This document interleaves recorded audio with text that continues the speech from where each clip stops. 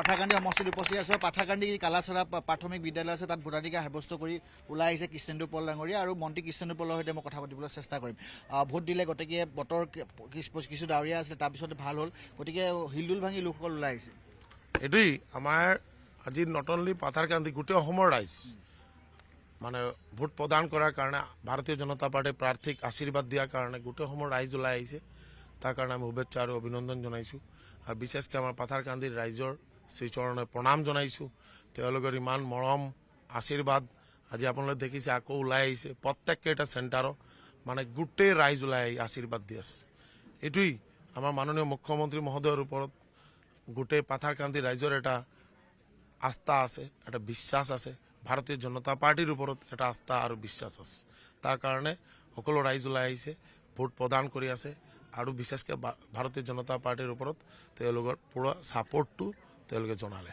ডেভেলপমেণ্টৰ কাৰণে মানুহে এবাৰ ওলাই আহিছে ভোট দিবলৈ, এনেধৰণে আপোনালোকৰ দিনত ডেভেলপমেণ্ট হৈছে বিগত 10টা বছৰ। 100% যে পাথাৰকান্দি গোটেই বৰাক উপত্যকা বা অসমৰ প্ৰত্যেককেইটা অঞ্চলত মাননীয় মুখ্যমন্ত্ৰী ডক্টৰ হিমন্ত বিশ্ব শৰ্মা মহোদয়ৰ নেতৃত্বে গোটেই অসমত সম উন্নয়ন, কমিউনিকেশ্যন ছেক্টৰ হোক, হেল্থ ছেক্টৰ হোক, এডুকেশ্যন ছেক্টৰ হোক, এগ্ৰিকালচাৰ ছেক্টৰ হোক, এনিমেল হাজবেণ্ডাৰী, ডায়েৰী ছেক্টৰ হোক, ফিচাৰী ছেক্টৰ হোক, প্ৰত্যেককেইটা ছেক্টৰ যাতে আগবাঢ়ি যাব পাৰে, অসম যাতে সমৃদ্ধশালী এটা আত্মনিৰ্ভৰ অসম হিচাপে গঢ় লৈ উঠে, তাৰ কাৰণে মাননীয় মুখ্যমন্ত্ৰীৰ নেতৃত্বত কাম হৈছে।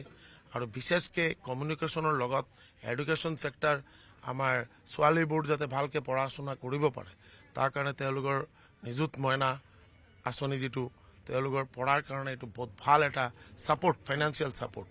আৰু বিশেষকৈ চাহ বাগিচাত আফটাৰ 200 ইয়াৰ্ছ পিছত মানে তেওঁলোকে ভূমিৰ অধিকাৰটো পালে। এইটো এটা ডাঙৰ মানে কাম কৰিলে মাননীয় মুখ্যমন্ত্ৰী মহোদয়। গোটেই চাহ বাগিচাৰ ৰাইজ আজি মাননীয় মুখ্যমন্ত্ৰী মহোদয়ক আশীৰ্বাদ দিছে। বা সবচে ডাঙৰ কথা হ'ল সুৰক্ষা, অসমৰ ৰাইজৰ সুৰক্ষাৰ কাৰণে মাননীয় মুখ্যমন্ত্ৰী মহোদয়ে যি ব্যৱস্থা হাতত লৈছে, অহা 5 বছৰ আৰু মাননীয় মুখ্যমন্ত্ৰী মহোদয়ৰ নেতৃত্বত এনেকুৱা কাম হৈ যাব। আৰু গোটেই ৰাইজৰ এইটো বিশ্বাস আছে, য'ত ডক্টৰ হিমন্ত বিশ্ব শৰ্মা মহোদয় থাকিব আৰু তাতে গোটেই ৰাইজ শান্তিত থাকিব। এতিয়া কিছু সময় পূৰ্বে যদি কাৰ্তিক সিনহাই কৈ আছে যে তেওঁ ইয়াত গুণ্ডামি চলি আছে, ৰেগিং চলি আছে, এনেধৰণৰ কথা কৈছে, যে কম বয়সীয়া ল'ৰা তেওঁলোকক ভোটদান কৰিব দি আছে, এনেধৰণৰ বিভিন্ন ধৰণৰ অভিযোগ তুলিছে। কিন্তু কংগ্ৰেছৰ কথা আমি ক'ব নিবিচাৰোঁ। আৰু সি নিজে বালি পিপলাক 214 নম্বৰ চেণ্টাৰ নহয় জানো, তাতে যাই EVM মেচিন দলাই দিলে। EVM মেচিন তেওঁলোকে বেয়া কৰিছে বুলি অভিযোগ। তাৰ ওপৰত কেছ হৈছে, ই পলাই আছে। ই ক'ত আছে আপোনালোকে পালে নেকি? ই পলাই আছে, পুলিচে তেওঁক খুজি আছে। একজন প্ৰাৰ্থী হৈ এনেকুৱা EVM মেচিন দলাই পেলা, এইটো কিমান অপৰাধ। এইটো আমাৰ গণতন্ত্ৰ, এটা শক্তিশালী গণতন্ত্ৰ মানে এষ্টাব্লিছ কৰাৰ কাৰণে গোটেই ৰাইজ ওলাই আহিছে। আৰু গণতান্ত্ৰিক পদ্ধতিত ভোট প্ৰদান কৰি তাতে নিৰ্বাচিত প্ৰতিনিধি, যাতে গোটেই কনষ্টিটুৱেঞ্চিৰ একজন নিৰ্বাচিত প্ৰতিনিধি হিচাপে ইয়াত যাতে ওলাই একজন, তাৰ কাৰণে ৰাইজ ওলাই আহিছে।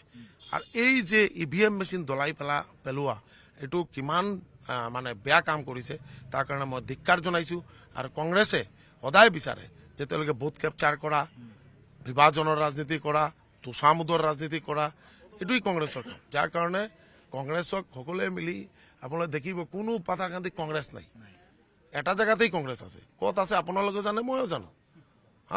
এই তাতেই আছে কংগ্ৰেছ। আৰু সংখ্যালঘু ভোট কি এবাৰ পাবনে বিজেপি? এবাৰ বৰাক ভেলীত পাব নাই? বৰাক ভেলীতো পাব, পাথাৰকান্দিতো পাব, বহুত পাব। মানে ৰেকৰ্ড ভোট, সংখ্যালঘু সম্প্ৰদায়ৰ ভোট ভাৰতীয় জনতা পাৰ্টীয়ে পাব পাথাৰকান্দি। লোকসভা সমষ্টিত আপুনি অসমৰ ভিতৰত লিড দিছিলে, যদি চাব যায় অসমৰ ভিতৰত হায়েষ্ট লিড দিবলৈ সক্ষম হৈছে, সেই লিডটো এইবাৰ বাঢ়িবনে পাথাৰকান্দি সমষ্টিত আপোনাৰ? এইটো ৰাইজে বিচাৰ কৰিব, লিড কি হ'ব নহ'ব। কিন্তু ইয়াত বিজেপি জিকিব, অসমত 95+ সিট বিজেপি মিত্ৰজোঁট জিকিব, আৰু ডক্টৰ হিমন্ত বিশ্ব শৰ্মা আকৌ মুখ্যমন্ত্ৰী হিচাপে অধিষ্ঠিত হ'ব। এইটো মই ক'ব পাৰোঁ। 5টা বছৰত, অনাগত 5টা বছৰত কি কাম কৰাৰ মন আছে পাথাৰকান্দি সমষ্টিত? পাথাৰকান্দি নহয়, গোটেই অসমৰ ৰাইজৰ কাৰণে কাম কৰাৰ এটা সুযোগ পাইছোঁ। আৰু মুখ্যমন্ত্ৰীৰ নেতৃত্বত আৰু কাম কৰি যাম। আৰু পাথাৰকান্দিত বহুত কাম হৈছে আৰু বহুত কাম বাকী আছে, চব কাম হ'ব, ফেজ মেনাৰে হ'ব। ধন্যবাদ জ্ঞাপন কৰিছোঁ। আৰু অন্তিমটা কুৱেশ্যন সুধিব বিচাৰিম, আপুনি যিহেতু মন্ত্ৰী, গতিকে বৰাক ভেলীত কেনেকুৱা ধৰণৰ ফলাফল হ'ব? 13টা সমষ্টিত কেনেকুৱা ধৰণৰ ফলাফল হ'ব বুলি ভাবে? 10 পাম, 10টা পাম ভাৰতীয় জনতা। বাকী 3টা ক'ত নাপাব?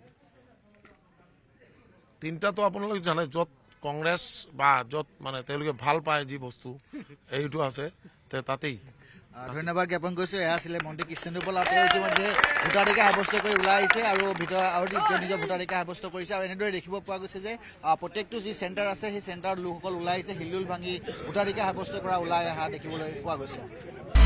আপুনি বিচৰা বাতৰি পাব কেৱল নিউজ 18 এপত। নিউজ 18 এপ ডাউনলোড কৰিবলৈ স্কেন কৰক এই QR কোড। গুগল প্লে ষ্টৰতো পাব এই নিউজ 18 এপ।